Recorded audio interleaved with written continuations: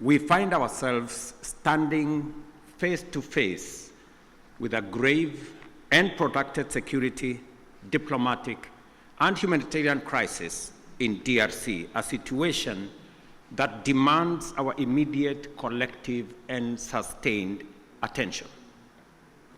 The East region of DRC has been engulfed in a devastating conflict for over 2 decades now. And this tragedy has claimed thousands of lives, displaced countless civilians, inflicted unbearable suffering and loss, and set back the development momentum of one of the most promising countries in the world.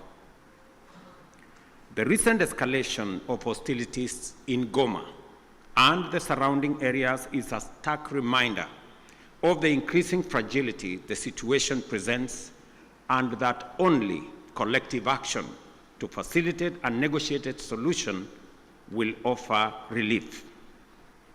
Today, we join together in order to reiterate our calls to the parties to this tragic conflict to immediately cease hostilities and take positive action to allow meaningful dialogue aimed at restoration of stability. Specifically, we stand together to call on all parties to actualize the ceasefire, and specifically on the M23 to hold further advancement and the armed forces of DRC to cease all retaliatory measures. An immediate ceasefire is the only way by which we can create necessary conditions for constructive dialogue and implementation of a comprehensive peace agreement. As members of the African Union and United Nations, we stand bound by fundamental principles of respect for the territorial integrity and sovereignty of nations and the principle of good neighborliness. As responsible members of the international community are bound by the obligation to ensure the safety of diplomatic assets, civilians, and personnel, as well as peacekeepers within our countries.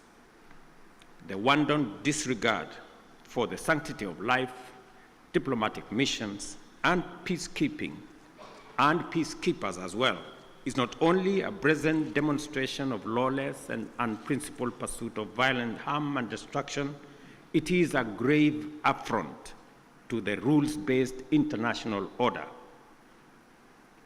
Excellencies, our presence here underscores our consensus that the time for action is now.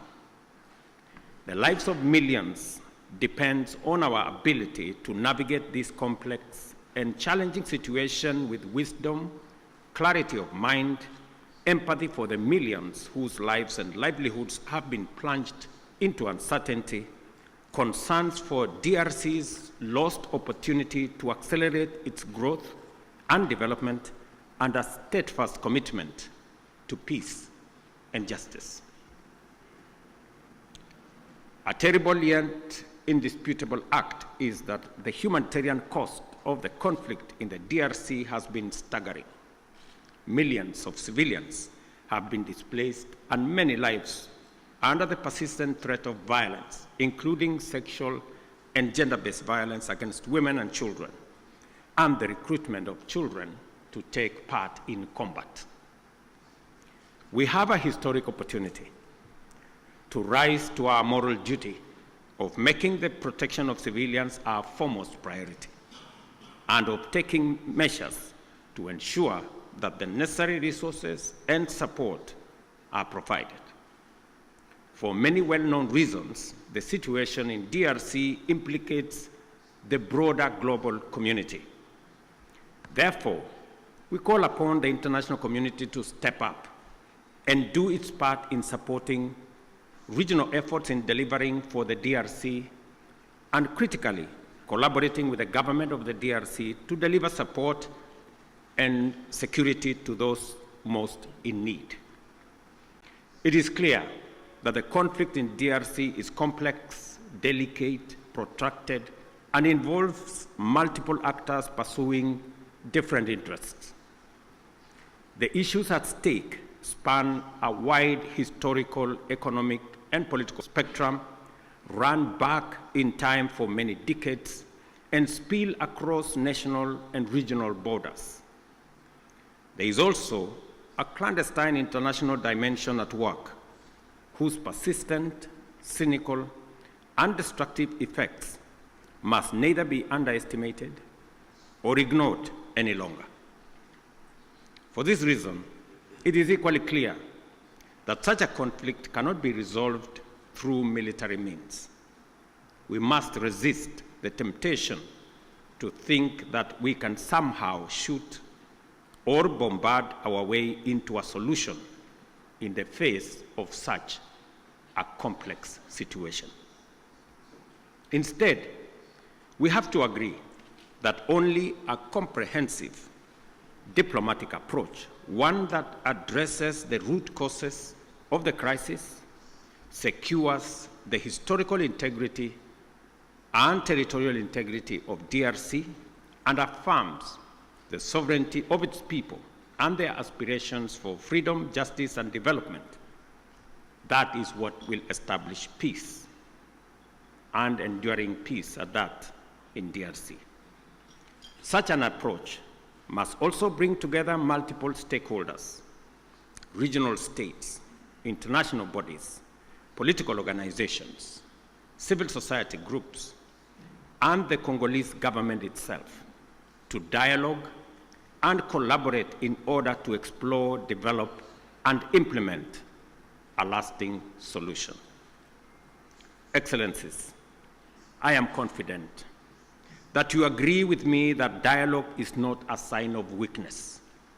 It is a testament to our collective wisdom and strength, both as leaders and as communities. It shows our capacity to articulate issues patiently and clearly, listen to each other, consult comprehensively with a common goal in mind, and negotiate patiently until we reach a better outcome than the bitter results of bloodshed. It is in this spirit that we must encourage all parties to put aside their differences and mobilize for engagement in constructive dialogue aimed at achieving the sustainable solution of conflict by peacefully addressing all underlying issues. We have a singular opportunity to build on the gains and lessons of Luanda and Nairobi peace processes. We have a historic opportunity as the broader neighborhood of the DRC to mobilize our collective will into a fused, single, and coherent initiative towards the resolution of this complex crisis. Such an approach will bring all our assets to bear and minimize the possibility of parallel initiatives that duplicate and undermine progress, including creating unnecessary competition as we strive for peace. My dear brothers and sisters, this calls for our unwavering political support. I therefore urge Your Excellencies at this extraordinary joint summit to deploy our best effort and muster our total commitment to facilitate a sustainable settlement that lays the foundation for a stable and prosperous democratic Republic of Congo. I dare say, Excellencies, the situation may be complex, it may be protracted, it may have been with us for years, but I believe the situation in the DRC can be solved, should be solved, and must be solved. For this reason, it may also be prudent for the consolidated single EAC SADC initiative on this matter to be supported by a strong secretariat that can provide the necessary coordination, monitoring, and enforcement to ensure effective implementation of outcomes. The international community must stand in solidarity with the people of DRC during this time by aligning their support with this initiative. I conclude, Excellencies, by affirming our robust commitment to achieving sustainable peace and development and integration across the region. The security of DRC is essential not only for the stability of the country, but also to the prosperity and cohesion of the entire EAC and SADC. We call upon all parties to prioritize dialogue, cooperation, and above all, the protection of civilian lives. I thank you once again for being able to be here on this very important mission. It is a historic mission because for the first time, two regional economic blocs come together as a testament of the seriousness of the challenge we face, but also underscoring our commitment to provide leadership to resolve this issue. Max, Your Excellency, you have the floor. Thank you. Thank you very much, Your Excellency, Dr. Emerson. With these few remarks, I once again extend my warmest welcome to all of you and wish you productive deliberation. Asante sana, thank you very much. William Samuel Ruto, CGH, President, Cabinet and Secretary for Foreign and Diaspora Affairs, Republic of Kenya, and Head of the East African Community Delegation of Ministerial Session. Of the United Republic of Tanzania, shall we please put our hands up here? We do have participating online His Excellency Felix Antoine Tshisekedi Chilombo,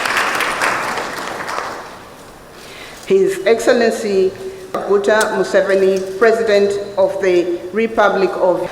We have His Excellency General Gevai, His Excellency João Manuel Gonçalves Lourenço, President of Republic of Angola, Excellency Dr. Lazarus McCarthy Chakwera, President of the Republic of Malawi. We have Honorable Lieutenant General Lala, their Excellencies, and up here we have the CBS Secretary General of the East Africans and gentlemen. You are welcome. This will be followed by the statements from the African solutions for Africa's problems. Our countries have a collective responsibility to ensure we urgently address the existing security challenges. His Excellency Mr. Haga, thank you.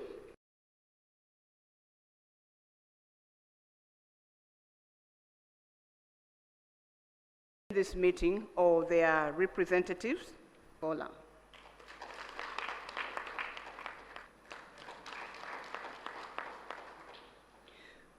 President of the Republic of Madagascar. Statement.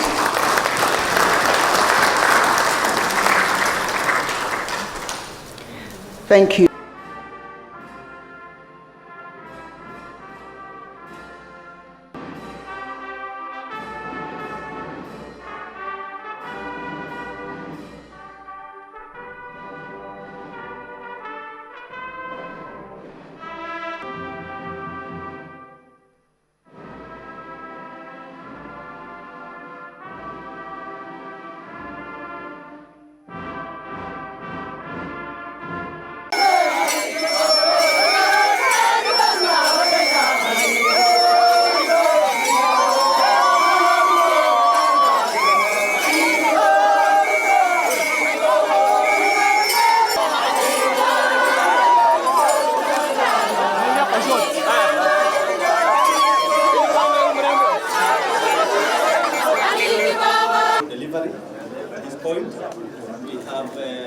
small animals, sheep and goat. Sheep and goat. We have cattle and we have camel. Then, before it enters the abattoir, there is inspection outside there. If animal is suspected to have any issue, especially on Monday, so start from this point. This is the entry for cattle and the killing machine.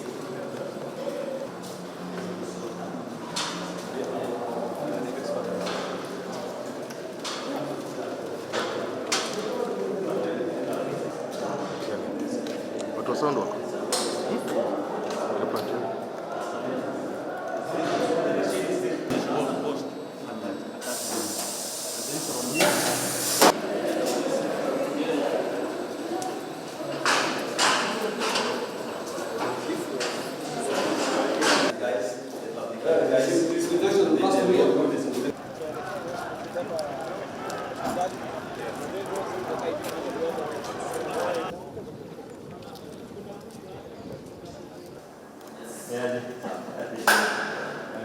Complete, it's ready, but haijapewa bwana. Huh?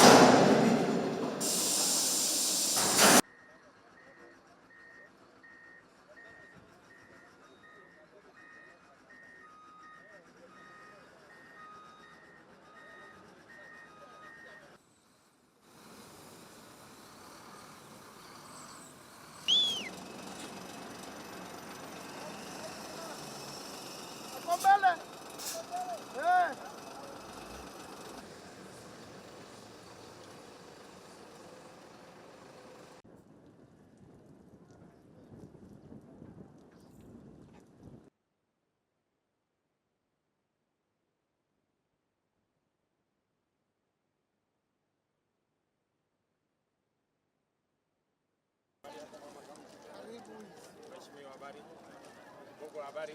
How are you? Very good. How are you, Chair? Very good. Habari. Habari yako engineer. Very good. Habari zenu. Exactly, we're ready for housing. Yes, we're ready. So the project is located in Isiolo County, Yes. Isiolo North constituency. Yes. It sits on 2 acres of land and has Yes. 1 number of units inside. Very good.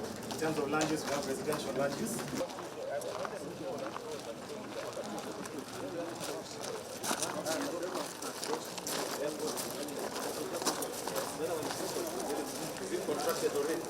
No, it doesn't. It doesn't change the cost. No, it doesn't change the cost. So this way you got a separate bathroom, toilet.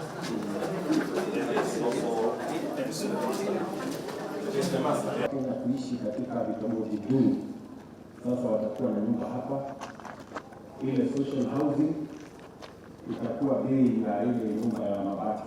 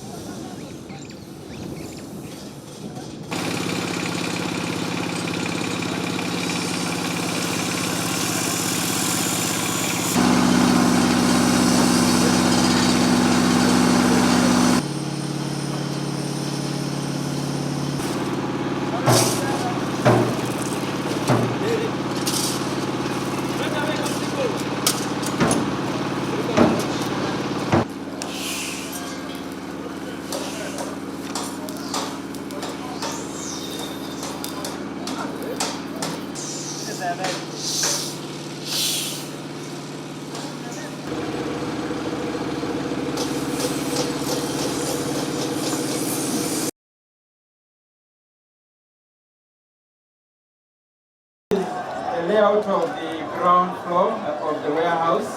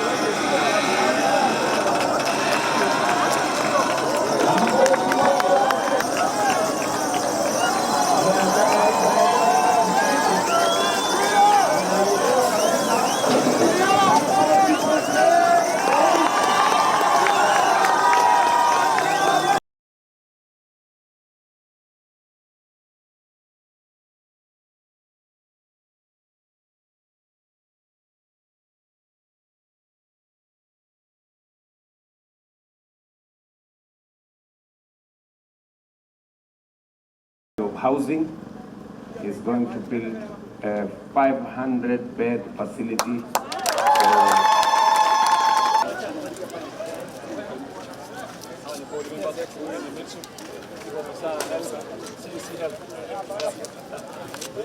Now who will take the project to you?